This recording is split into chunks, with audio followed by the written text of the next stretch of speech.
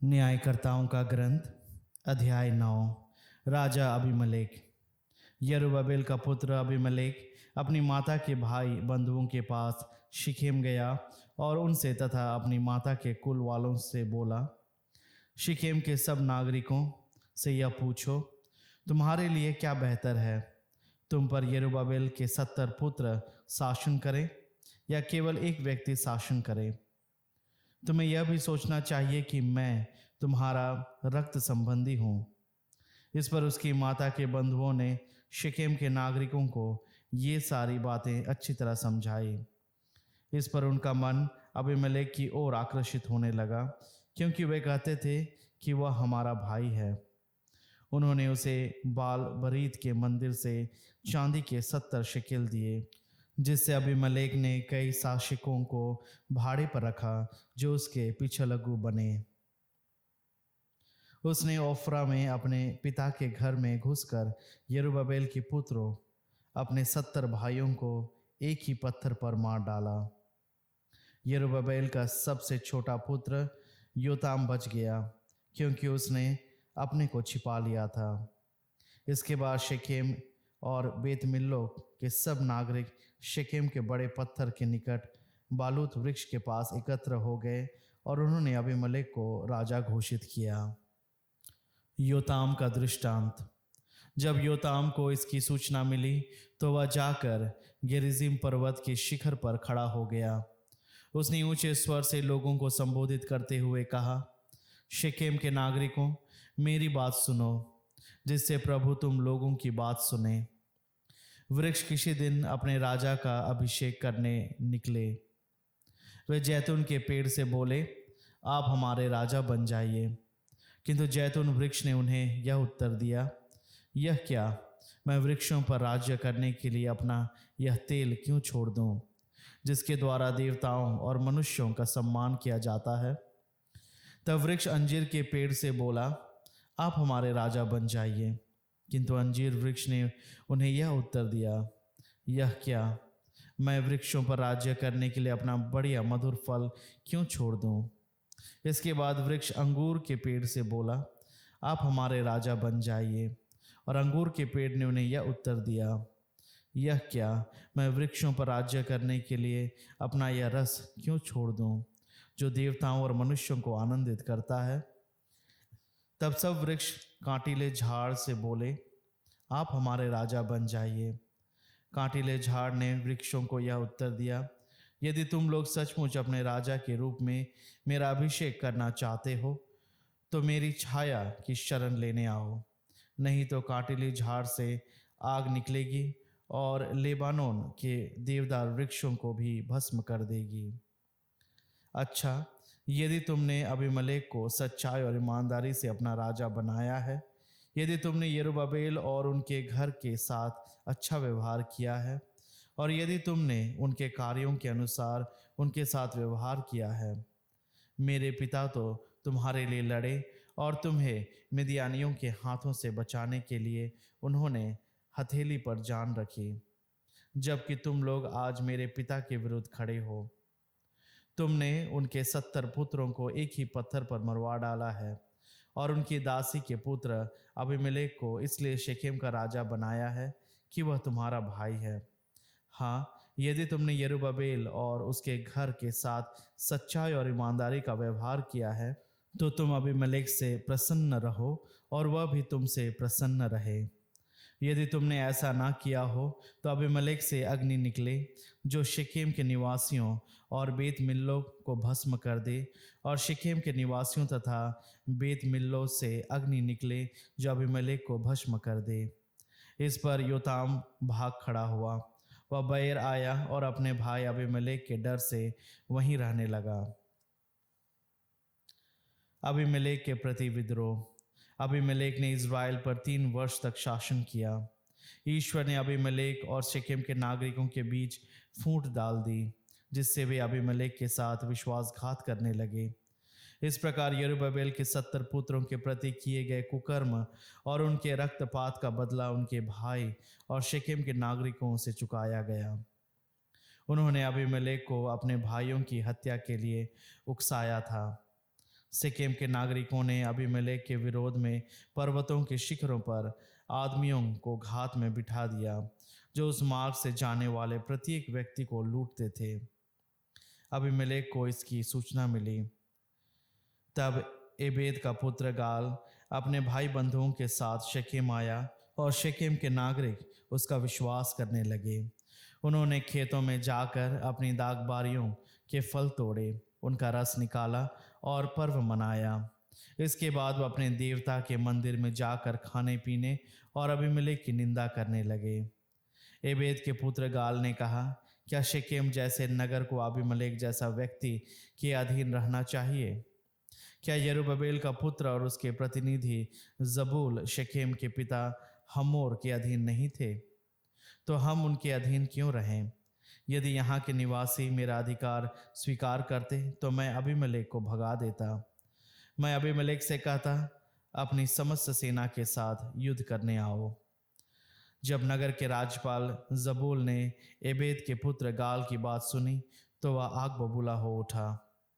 उसने अरूमा में अबीमेलेक के पास दूतों द्वारा यह कहला भेजा, एबेद का पुत्र गाल और उसके भाई बंधु शेकेम आए हैं और तुम्हारे विरुद्ध नगर को उकसा रहे हैं।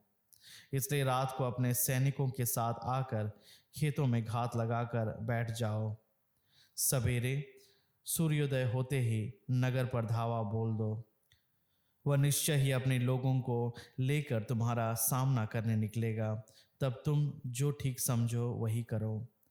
अबीमेलेक ने अपने सब सैनिकों के साथ रात को प्रस्थान किया और शेकेम के पास उनको 4 दलों में विभाजित कर घात में बैठाया। जब एबेद का पुत्र गाल बाहर निकला और नगर के फाटक के पास खड़ा हुआ, तब अबीमेलेक और उसके साथी छिपे स्थानों से निकल पड़े।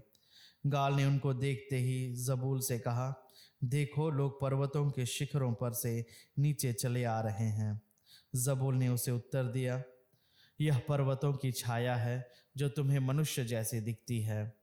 गाल ने फिर कहा, देखो तो सही, पहाड़ के शिखर की बगल से लोग उतर रहे हैं और एक दल मुआनीम बालूद की ओर से भी आ रहा है। इस पर जबूल ने उससे कहा, तुमने किस मुंह से यह कहा था कि अबीमेलेक कौन है जो हम उसके अधीन रहें? ये वे लोग हैं जिनकी तुम निंदा कर रहे थे। अब जाकर उनसे लड़ो। तब शेकेम के नागरिकों का नेता बनकर गाल अबीमेलेक से लड़ने निकल पड़ा, लेकिन अबीमेलेक ने उसे भगा दिया। फाटक के पास तक बहुत से लोग घायल पड़े रहे। अबीमेलेक अरूमा लौटा। जबूल ने गाल और उसके भाई बंधुओं को भगा दिया, उन्हें शेकेम में नहीं रहने दिया। शेकेम का विध्वंस। शेकेम के लोग दूसरे दिन अपने खेत जाने लगे। अबीमेलेक को इसकी सूचना मिली और उसने अपने सैनिकों को 3 दलों में विभाजित किया और खेतों में घात लगाकर बैठ गया। जब उसने लोगों को नगर से निकलते देखा तो उन पर टूट पड़ा और उन्हें पराजित कर दिया। अबीमेलेक ने अपने दल के साथ नगर के फाटक पर अधिकार किया। इतने में शेष 2 दल उन लोगों पर टूट पड़े जो खेतों में थे और उन्हें मार डाला। अबीमेलेक ने दिन भर लड़ने के बाद नगर को अपने अधिकार में कर लिया और उसके निवासियों को मार डाला। इसके बाद उसने नगर का विध्वंस किया और उसकी भूमि पर नमक छिड़कवाया। मिगदल शेकेम का विध्वंस। जब मिगदल शेकेम के नागरिकों ने यह सुना तो वे एल बेरीत मंदिर के तहखाने में छिप गए। जब अबीमेलेक को यह सूचना मिली कि मिगदल शेकेम के सब नागरिक वहां एकत्रित हैं, तो वह अपने सब सैनिकों के साथ सलमोन पर्वत पर गया। अबीमेलेक ने हाथ में कुल्हाड़ी ली और झाड़ियों को काटने लगा। फिर उसने उनको उठाकर अपने कंधों पर रख लिया और अपने आदमियों से कहा, तुमने मुझे जैसा करते देखा है, तुम भी तुरंत वैसा करो। इस पर सबों ने झाड़ियां काटी और उनको अबीमेलेक के पीछे पीछे ले जाकर तहखाने के आसपास रख दिया। इसके बाद उन्होंने तहखाने में आग लगाई। इस प्रकार मिगदल शेकेम के सभी लोग, लगभग 1000 स्त्री पुरुष मर गए। अबीमेलेक की मृत्यु। इसके बाद अबीमेलेक तेबेश गया। उसने तेबेश पर चढ़ाई कर उसे अपने अधिकार में ले लिया। नगर के बीच एक मजबूत मीनार थी।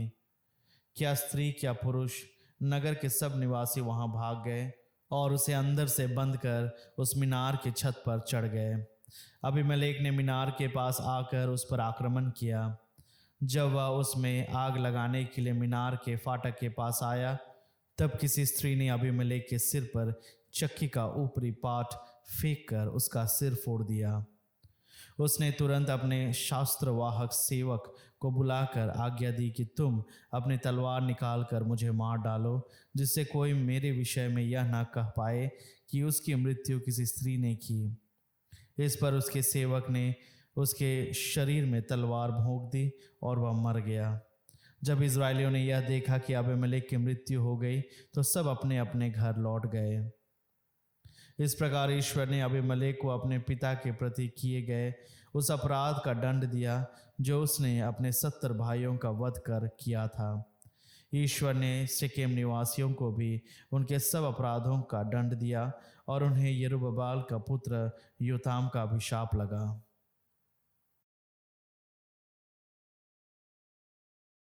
स्तोत्र ग्रंथ अध्याय 119। धन्य है वे जो निर्दोष जीवन बिताते हैं, जो प्रभु की संहिता के मार्ग पर चलते हैं।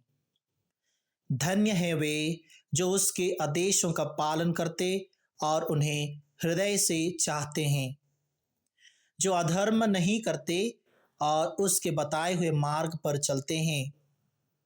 तूने इसलिए अपना विधान घोषित किया कि हम उसका पूरा पूरा पालन करें। ओह, मैं तेरे आदेश पूरे करने में सदा दृढ़ बना रहूं। यदि मैं तेरी आज्ञाओं का ध्यान करता रहूंगा तो मुझे कभी हताश नहीं होना पड़ेगा। मैं तेरे न्याय संगत निर्णयों का अध्ययन करते हुए निष्कपट हृदय से तेरा स्तुतिगान करता रहूंगा।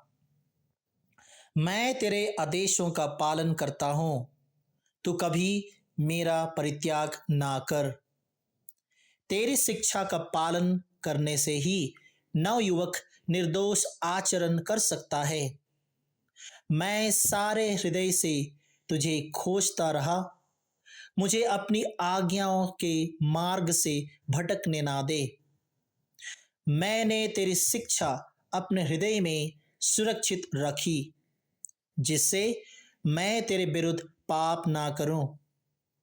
प्रभु, तू धन्य है, मुझे अपनी संहिता की शिक्षा दे। मेरा कंठ तेरे सब नियमों का बखान करता रहा।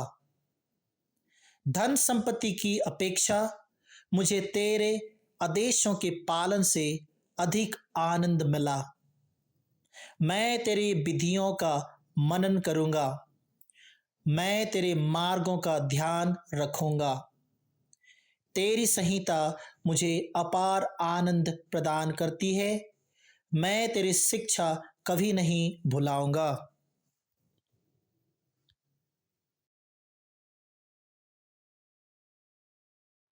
याकूब का पत्र अध्याय 4। संसार का मित्र ईश्वर का शत्रु बन जाता है। आप लोगों में द्वेष और लड़ाई झगड़ा क्यों? क्या इसका कारण यह नहीं है कि आपकी वासनाएं आपके अंदर लड़ाई करती है? आप अपनी लालसा पूरी नहीं कर पाते और इसलिए हत्या करते हैं। आप जिस चीज के लिए ईर्ष्या करते हैं उसे नहीं पाते और इसलिए लड़ते झगड़ते हैं। आप प्रार्थना नहीं करते, इसलिए आप लोगों के पास कुछ नहीं होता। जब आप मांगते भी हैं तो इसलिए नहीं पाते कि अच्छी तरह प्रार्थना नहीं करते। आप अपनी वासनाओं की तृप्ति के लिए धन की प्रार्थना करते हैं। कपटी और बेईमान लोगों, क्या आप यह नहीं जानते कि संसार से मित्रता रखने का अर्थ है ईश्वर से बैर करना? जो संसार का मित्र होना चाहता है वह ईश्वर का शत्रु बन जाता है। क्या आप समझते हैं कि धर्म ग्रंथ आकरण कहता है कि ईश्वर ने जिस आत्मा का हम में समावेश किया, वह उसको अपने लिए ही चाहता है। इसलिए वह हमें प्रचुर मात्रा में अनुग्रह देता है।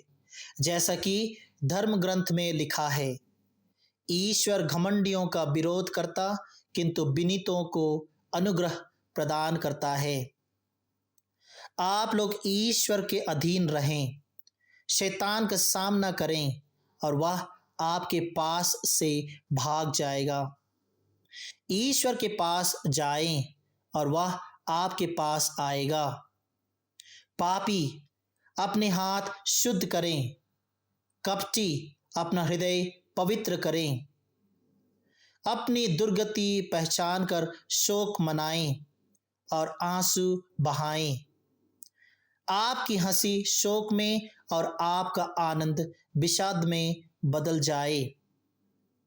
प्रभु के सामने दीनहीन बने और वह आपको ऊंचा उठाएगा। दूसरों की निंदा नहीं करनी चाहिए। भाइयों, आप एक दूसरे की निंदा नहीं करें। जो अपने भाई की निंदा करता या अपने भाई का न्याय करता है, वह संहिता की निंदा और न्याय करता है। यदि आप संहिता का न्याय करते हैं तो आप संहिता के पालक नहीं बल्कि न्यायकर्ता बन बैठते हैं। केवल एक ही विधायक और एक ही न्यायकर्ता है जो बचाने और नष्ट करने में सामर्थ्य है। अपने पड़ोसी का न्याय करने वाले आप कौन हैं? भविष्य अनिश्चित है। आप लोग जो यह कहते हैं, हम आज या कल अमुक नगर जाएंगे, 1 वर्ष तक वहां रहकर व्यापार करेंगे और धन कमाएंगे, मेरी बात सुने। आप नहीं जानते कि कल आपका क्या हाल होगा। आपका जीवन एक कुहरा मात्र है, वह एक क्षण दिखाई दे कर लुप्त हो जाता है। आप लोगों को यह कहना चाहिए, यदि ईश्वर की इच्छा होगी तो हम जीवित रहेंगे और यह या वह काम करेंगे। किंतु आप अपनी धृष्टता पर घमंड करते हैं। इस प्रकार का घमंड बुरा है। जो मनुष्य यह जानता है कि उसे क्या करना चाहिए किंतु नहीं करता, उसे पाप लगता है।